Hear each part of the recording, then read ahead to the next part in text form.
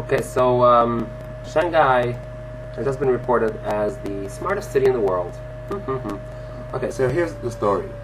There's an organization called PISA, which stands for Program for International Student Assessment. So PISA is run by the OECD, the Organization for Economic Cooperation and Development, which is an international organization that helps countries develop their economy. And so this program is actually an assessment test that is administered to 15-year-olds in 65 countries across the world. And it's administered every 3 years. There are sections for reading, mathematics, and what's the third one? Science, right? Reading, math, and science. And they publish the results, which is meant to be taken as sort of like a benchmark and a survey of how countries are doing educationally, how well they're educating their young. And so, amazingly, Shanghai scores the highest in the entire world. So we're dealing 65 countries here. Okay, many countries are European, including America, of course, and none of these countries are even close to the top. Shanghai is by far above the pack. And so, of course, everyone is asking what's going on here. They're like stumped. Like, how's this possible? Like, China is this, you might call it a third world country, second world country, you can disagree. But I mean, clearly this is not a country that has a legacy of strong, robust education. I mean, at least not in the Western sense of reading, science. I mean, that sort of thing is relatively new. And so how are they so proficient in these fields, outranking their Western peers by a mile? And so in the New York Times, it covers this story, and it says like this: Andreas Schleicher, okay, he directs the OECD's International Educational Testing Program. So he says, so first he mentions the criticism that the study has received. So people are saying, okay, so first, the most obvious criticism here is that this is not a representative sample of China. Okay, it tells you perhaps, and I emphasize the word perhaps because I'm going to come back to more criticism in a moment, but it emphasizes perhaps the strength of Shanghai, but not of China overall, because this, in other countries, in the US for example, the samples are drawn from the entire country, from across, and it's random, by the way. So they randomly pick a school and say, okay, we're going to take all the 15-year-olds in this school and test them.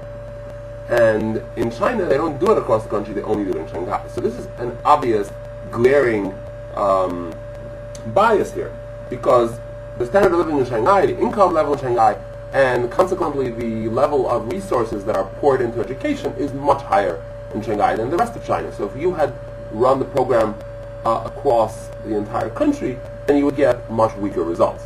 So that's the most obvious criticism. And there's no, obviously there's no valid rebuttal for this.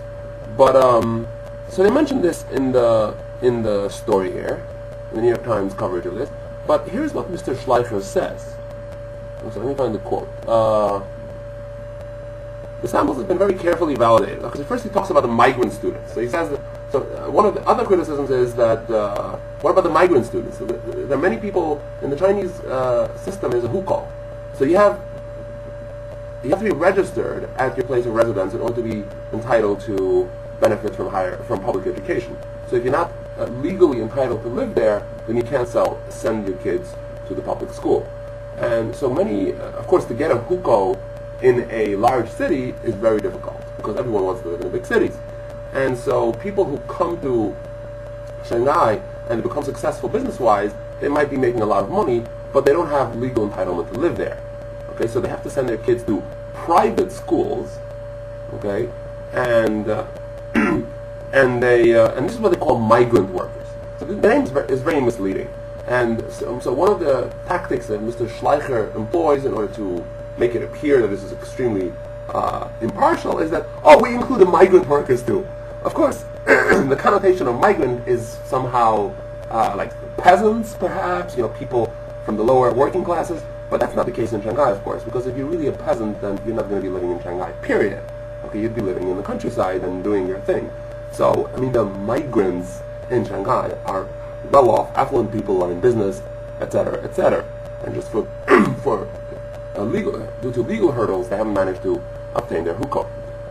And by the way, all the schools are private. Just trust me, I'm in China.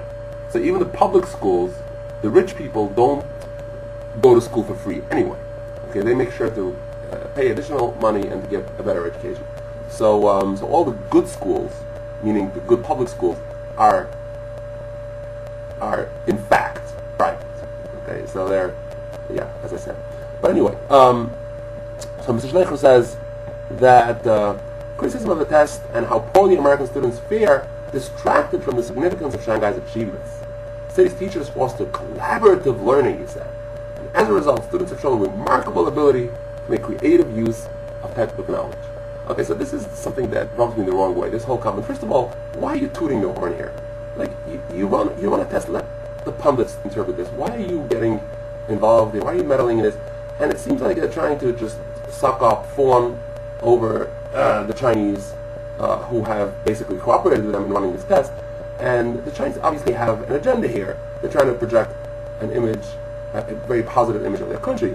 And he's just working with them in achieving that. I mean, don't do that. I mean, if you really want to believe that this is impartial, and maybe it is, maybe the study is impartial and objective, but don't be an advocate for them. And especially, I mean, this kind of thing, the kind of language that he uses, collaborative learning.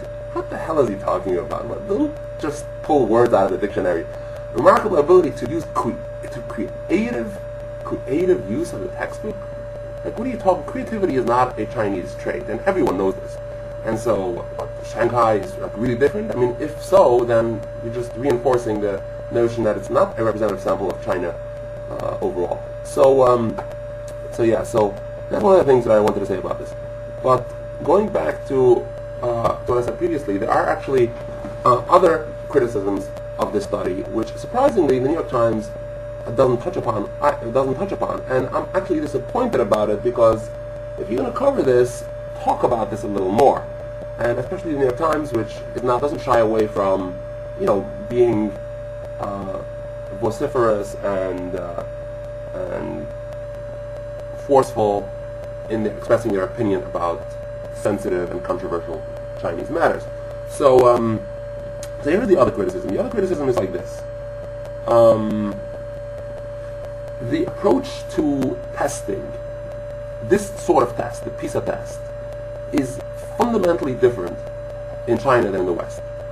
Let me explain. In the West, people test for one of two reasons. Either in order to prove mastery of the actual field. So, for example, if you want to be, traditionally speaking, nowadays those rules don't apply anymore. But traditionally speaking, if you want to, let's say, be a computer programmer, so you would have to show your prospective employer a certificate or show them your diploma that you graduated with a degree, a major in computer science. So this proves that you actually know your field. Right? So otherwise, they're not going to hire you. Like, why should he trust you? You don't know what you're doing. You're not going to be a good computer programmer if you don't know your field. So one is to actually prove that you have mastered the field. And the other one is a little less intrinsic. It's more ignoble, and it relates to getting ahead in life. Okay, so like, for example, you want to get good grades in high school so you can get into a good college and you can stay with your friends. And then you want to get a good job so that you make good money. Okay, so you're not doing it because you want to actually master the field. You're doing it more because you want to make money and you want to have the right sort of friends and just being successful in life in general. Okay, now in China, those factors may indeed exist, but there's an additional factor that perhaps overshadows the previous two factors, and that is the sense of pride versus shame that is inherent in getting good scores. And I've been here over a year, so I can attest to this. And I've seen consistently teachers shaming students into proper behavior and into getting good scores. And this is, by the way, used not just with students, it's also used with employees. Okay, this is used across the entire country.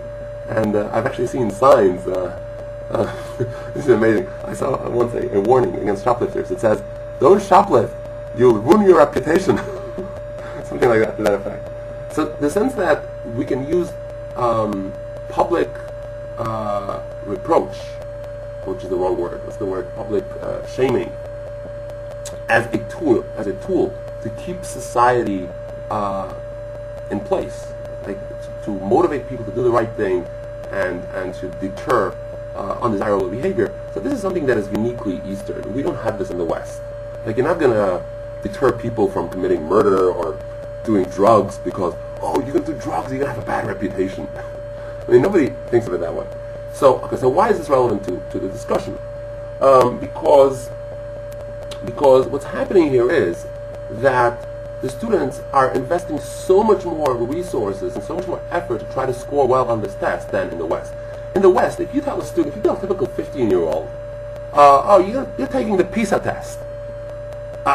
Mommy, don't you see I'm busy playing basketball? I'm busy watching TV? I'm busy playing my video game? Okay, so why should I study for the test? I mean, who cares? And remember, the results are anonymous. There's no name attached. Nobody is coming back to you with the results and saying, what did you do? Why are you testing so poorly? So there's no consequences to a low score. There's no consequences, certainly no consequence to the student, but there isn't even any consequence to the society. So this is another important factor. Like, the United States doesn't have any national agenda here, certainly not from the school system or certainly not from the federal government, but not even from the school or from the community to try to score well on the PISA test. It is simply, in a way, the PISA score actually reflects the reality, because there's no preparation for it. It's just basically pulling out a kid from the class and giving them a test and just do the best you can, and so it actually is an accurate and reliable assessment. I could assure you that in China it doesn't work this way. Number one, the students are inherently much more motivated to perform well, even if it is anonymous, even if they don't get back their test results personally, like a grade for the person, even if that doesn't happen, because the sense of national patriotism here, like the notion that you have to serve your country and serve the public good, is much stronger here than in the West. And so here, it doesn't matter whether you're going to get what your particular test results are. You have to perform well in order to so that it reflects well on the country. That's the sense of duty that a typical Chinese student feels, and as such, naturally, you're going to see them making a much greater effort at the actual test. But in addition, and this is perhaps even much more important, is in terms of test preparation. Okay, so just like in the West, if you take two equally intelligent people and one person preps for the SAT and the other one doesn't, the person who preps is obviously going to do a lot better. And this is why people prep for the SAT, right? Because they know that if they don't prep, even if you're really smart, you're not going to do as well as you could. So they want that extra edge. And that's what they do here. They prep for the test.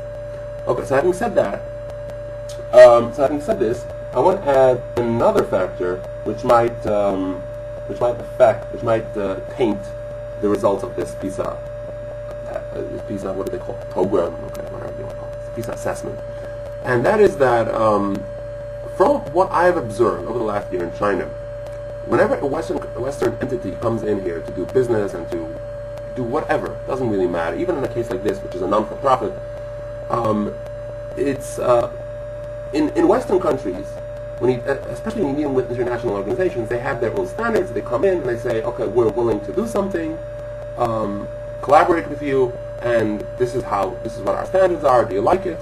And if so, let's get the ball rolling. In China, it's always going to be modified to suit the particular needs of China.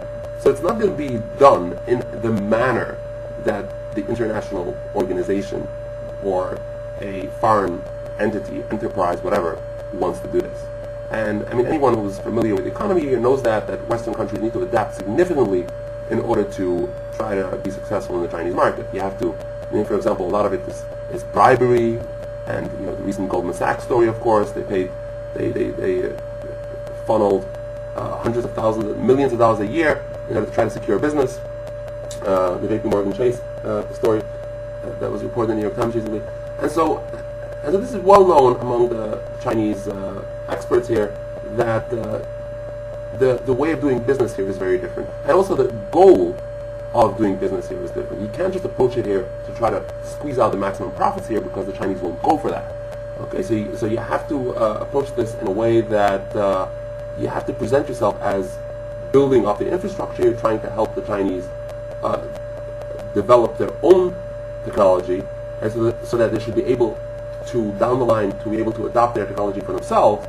And so essentially, it's one gigantic exercise in technology transfer. That's how the economy works here. That's how the Western involvement in the economy works here. But anyway, I'm digressing here. The point I'm trying to make here is that when you're dealing with a problem like this, I highly doubt that they're the same standards that they use in the West they use in China.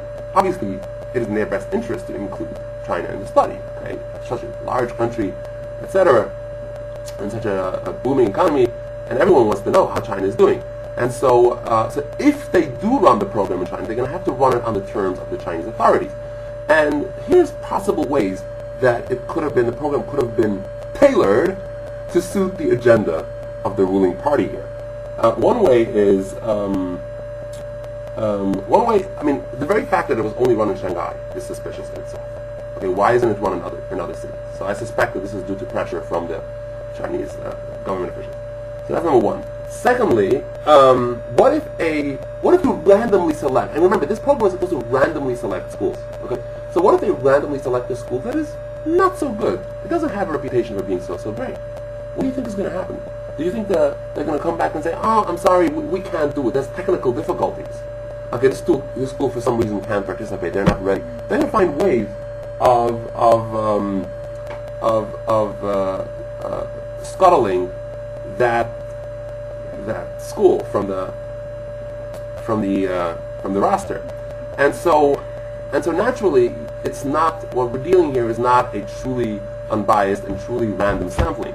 Okay, what we're dealing here is schools that, you know, they may have been selected randomly, but if you're going to object to some of the schools that are selected randomly, it's not random anymore. Okay, so that's one thing. And of course, the test preparation is a very significant factor, and I have no doubt about it. I mean, I'm sure that these students prep for this. I'm sure they bring in experts, and they have perhaps even Western training companies that come in and prep for these tests. And by the way, just like the SAT, they release samples of their questions. So it's well known what kind of questions, the types of skills that are necessary in order to do well on the test.